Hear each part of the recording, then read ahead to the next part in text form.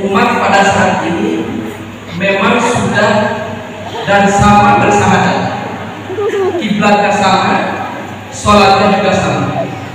Tetapi yang menjadi permasalahan pada saat ini, kenapa justru yang ada pada saat ini saling menyerang antara partai, antara ormas, antara harokat, dan ternyata ini menjadi penyakit yang kronis di dalam tubuh umat.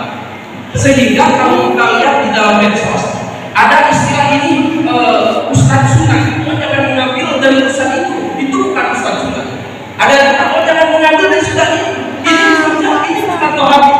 Ada yang kata, oh jangan ini ustadznya bukan ustadz sunnah.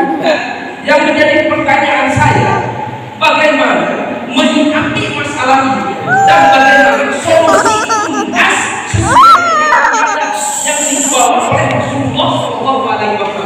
Mungkin hanya itu pertanyaan dari saya. Semoga yang namanya ikhtilaf itu sampai hari kiamat pasti ada, tidak akan pernah ada satu kesatuan. Itu kan kenapa? Apalagi dalam masalah furu itu pasti ada perbedaan itu.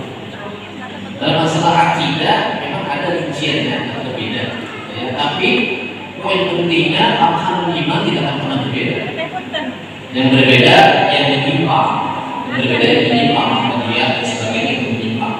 Tapi itu semua itu konteksnya, ya konteksnya dalam pikiran semua jamaah. Ingat, kalau berbeda itu harus semua jamaah. Ya, apapun pemahamannya itu harus semua jamaah ketika akidahnya sama. Nah kemudian tadi yang pertama tadi ya, perbedaan itu pasti akan tetap. Yang kedua, kita harus memahami, jadi kalau perbedaannya itu objektif karena faktor fikih, ya, bukan faktor sentimen, bahkan buatan, ada yang faktor buatan. Kalau faktornya perbedaan faktor keilmuan, wajar, dan justru oleh ulama akan memahami ada apa namanya masalah yang kemudian ada mustahil, ada perbedaan-perbedaan. Nah yang berikutnya itu perbedaan itu terkadang karena faktor kebodohan. Kebodohan karena nggak ngaji. Ada kadang-kadang di atas itu sebenarnya nggak masalah, tinggi tapi di bawah.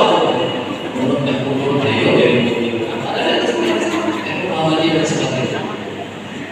Yang faktor berikutnya terkadang ada pihak luar yang memanfaatkan perbedaan itu.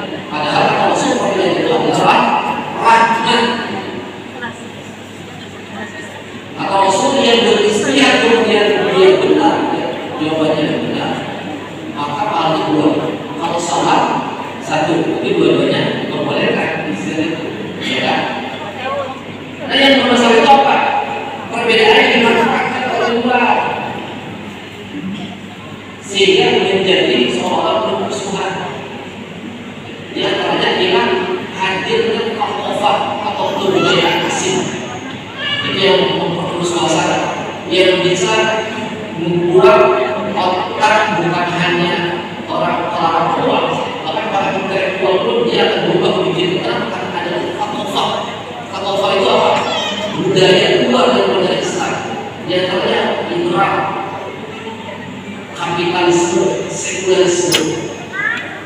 Ini yang meracuni konteks komunitas dari Indonesia khususnya.